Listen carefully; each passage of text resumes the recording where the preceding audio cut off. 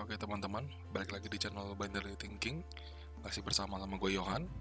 Kali ini kita akan ngebahas tentang masih lanjut di C-Learning Series. Jadi hari ini kita akan mempelajari tentang selection. Ya, selection itu berarti ada if else, sebenarnya sama ada switch case. Cuman kali ini kita akan pelajari dulu si if else. Jadi ada dua nih sebenarnya antara if sama else. Ada if doang, sama if dan else if, lalu ada else-nya. Bedanya apa? Oke, sebelum itu kita bikin dulu template seperti biasa ya. Terus kita ada integer. Seperti biasa kita mesti print dulu sih hello world.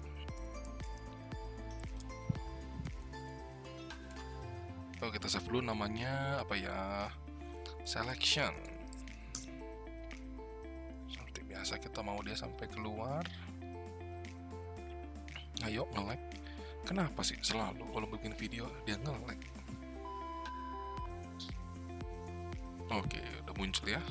Oke, kalau udah, jadi hari ini materinya adalah kita akan mempelajari pertama itu adalah if, terus nanti ada if dan else, dan satu lagi if sama else if. Lalu kemudian bisa ada else. Oke, jadi if itu apa? Jadi gini teman-teman, kalau teman-teman mungkin di kehidupan nyata ya, di kehidupan nyata itu teman-teman anggaplah teman-teman dapat uang nih. Oh, kalau saya dapat uang 5.000, berarti saya akan bisa beli apa? Tapi kalau saya dapat uang 10.000, saya mau beli apa? Kalau saya dapat uangnya ternyata di bawah 5.000, berarti saya mau nabung. Nah, itu di dalam codingan itu bisa diimplementasikan juga tuh. Jadi jika statusnya atau kondisinya A, saya akan ngapain? Jika kondisinya B, saya akan ngapain? Nah, sekarang kita akan ngomongin jika kondisinya A, kita ngapain, B, kita ngapain. Itu kita bisa pakai if. Jadi di sini mungkin kita bisa punya soal, anggaplah kita punya integer namanya tadi ya, mungkin uang. Kita kasih dulu nilai integer uang 0. Ya, terus setelah itu nanti berarti kita mau jaga-jaga nggak ya bikin sesuatu. Nggak usah kali ya. Ya udah, anggaplah integer uang ya. Jadi kita hanya punya satu variabel integer uang. Lalu setelah itu kita seperti biasa kita minta inputan dari user. Scan F, kita minta inputannya nih. Masih ingat ya teman-teman, kita mau nge-scan integer, kita pakai percentage, terus kita pakai dan uang. Nah, mungkin sebelum di scan F, kita di sini ada nih ya, print F, masukkan uang. Lalu dia scan, nanti setelah di scan, nah di sini kita pakai if. If uang, nah kita bisa bilang nih kalau uangnya itu di bawah 5.000, berarti kita tidak bisa beli apa-apa. Kalau di bawah artikan uang, kalau uang di bawah itu artinya lebih kecil dari 5.000, kita tidak bisa beli apa-apa. Jadi kita print F, tidak bisa membeli apa-apa. Ini ya udah benar. Nah, lalu kalau misalkan, nah ini kalau kita pakai if doang. Nah, terus kita bilang else, kita bisa bilang print F bisa membeli misalkan Indo Pip gitu ya. Kita kalau sebut merek, nah lagi. Oke, nah ini dia cuma ada dua nih ya.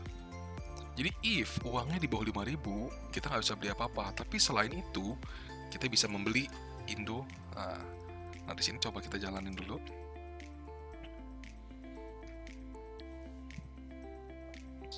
Nah ini pada saat kita compile, nanti dia akan minta inputan dulu harusnya. Wah, hello world masih ada, biar rapi. Gua komen dulu. Oke. Nah, masukkan uangnya misalkan 4.900. Nah, dia keluar ya, tidak bisa membeli apa-apa. Nah, kita keluar, kita coba sekali lagi. Coba kalau uangnya misalkan 5.100. Oh, bisa membeli Indopip gitu ya. Nah, ini kalau kondisi cuma satu. Nah, sekarang gimana kalau kondisi kita mau dua? Jadi misalkan kalau uangnya itu di bawah 5.000, kita nggak bisa beli apa-apa. Tapi kalau uangnya itu di antara 5.000 sampai 10.000, kita misalnya bisa beli ini Indopip ya. Jadi else uang lebih besar sama dengan 5.000. Nah, ini selanjutnya kita pakai logika matematika nih kalau teman-teman ingat ya. Jadi kondisinya adalah kalau uang kita di antara 5.000 sampai 10.000. Jadi logiknya adalah kalau uang kita di atas 5.000 dan, nah di sini dan ini nggak bisa cuma pakai satu dan ya. Kita mesti pakai dan. Ya, jadi uang lebih besar sama dengan 5.000 dan uang lebih kecil dari 10.000. Nah, di sini kita nggak bisa pakai else doang. Jadi kalau else itu kita tidak ada kondisinya. Jadi selain yang di atas, ini akan masuk ke sini. Tapi kalau kita mau kasih kondisi, baru kita pakai yang namanya else if. Gitu. Nah, terus kita bilang, tapi kalau misalkan uangnya di atas 10.000, kita misalkan bisa membeli apa ya, Starbucks gitu ya. Starbucks.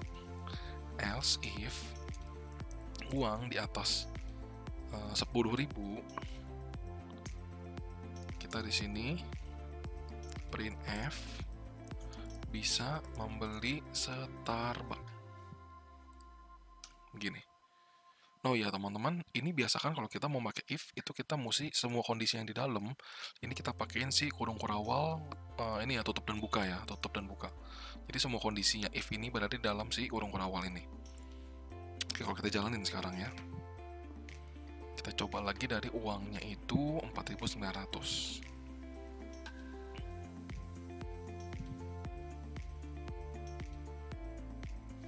4.900 kita masukin, tidak bisa membeli apa-apa. Tapi kalau uangnya kita masukin 9.000. Oh, ternyata bisa membeli Indopip. Nah, tapi kalau uangnya ternyata kita masukinnya 11.000 nih. Oh, ternyata bisa membeli Starbucks. Oke. Nah, ini adalah contoh dari pemakaian selection ya. Jadi if dan else. Jadi kalau if uangnya segini, kita bisa ngapain? Terus kondisi selanjutnya kalau begini kita bisa ngapain?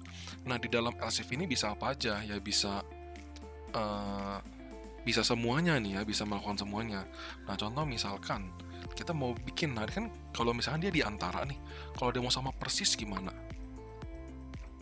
Jadi misalkan kita mau bilang kalau uangnya itu sama persis gitu ya, 50.000, kita else if lagi. Uang sama dengan 50.000. Nah, kalau sama persis kita pakai kondisinya tuh namanya sama dengan. Jadi nggak bisa nih kayak gini. Nah, kalau kayak gini ya, ini kan kenapa nih kok nggak bisa begini? Karena kalau di C ini tuh diartikannya adalah jadi seakan-akan kayak kita bilang uang itu 50.000. Jadi bukan membandingkan, tapi kayak kita seolah-olah mau meng-assign nilai gitu ke dalam si variabel uang. Nah, makanya kita bilang sebagai pembanding kita pakai sama dengan. Nah, ini makanya as if sama dengan 50.000, kita print f, mending ditabung aja. Atau gini ya, mending rakit PC gitu. Ya, ini adalah nggak tahu kenapa dari kemarin ada orang mending rakit PC. Nah, ini anehnya adalah kalau misalkan kita punya 50.000, nah dia akan bilang, oh, dia bisa membeli Starbucks karena dia masih masuk ke sini nih. Nah, masih error kan? Makanya kita mesti batasin dulu. Kenapa kok bisa begitu? Kok nggak masuk yang ke sini? Kan uangnya pasti 50.000. Iya, teman-teman perlu ingat bahwa bahasa C itu adalah bahasa yang prosedural. Yang dimana dia akan ngecek dari atas ke bawah nih. Nah, sedangkan ketika dia cek uangnya 50.000 di sini nih, 50.000 nggak? Oh, 5.000 ini uangnya lebih kecil dari 5.000? Enggak. Turun ke sini. Nah, uangnya lebih besar daripada 5.000 dan lebih kecil daripada 10.000 nggak? Enggak. Nah, pasti masuk ke sini. Uangnya lebih besar daripada 10.000. Iya. Ya udah, dia berarti masuk ke sini. Dia nggak ngecek lagi yang ini. Karena ini adalah satu deretan if. Gitu ya, teman-teman. Nah, makanya kalau kita nggak mau terjadi yang seperti ini, biasakan kita syaratnya mesti lengkap banget. Jadi uang lebih besar daripada 10.000 dan uang lebih kecil daripada 50.000. Nah, ini kita bilang kalau uang sama dengan 50.000, mendingan rakit PC. Nah, else adalah sisanya, berarti kalau di atas 50.000. Nah, kita print F, ya ditabung aja deh, gitu ya. Gitu. kita F11. Nah, kalau uang kita masukin 50.000 sekarang, dia akan keluar mending rakit PC. Nah, tapi kalau misalkan uangnya ternyata 50.000 satu, nah dia ditabung aja deh. Kenapa? Karena di sini kita sudah masukin absolut bahwa dia mesti sama persis sama 50.000. Nah, sedangkan di sini adalah sisanya. Kalau semua syarat-syarat yang di atas ini tidak terpenuhi, dia akan melakukan yang ini. Nah, bisa nggak sih if ini berjalan tanpa ada ini? Bisa aja. Jadi paling nanti ketika tidak ada satupun syarat yang memenuhi, ya dia tidak melakukan apa-apa atau dia tidak mengeluarkan output apa-apa. Tapi ingat, ini tetap berjalan. Gitu. Kalau ada ini pun boleh. Nah, ini sekian aja teman-teman buat materi selection. Ini selectionnya hanya untuk yang angka. Nanti mungkin di episode selanjutnya kita akan bahas selection gimana kalau misalnya kita mau menggunakan yang perbandingannya huruf atau kata. Oke. Sekian teman-teman, happy learning, see you on next video. Bye bye.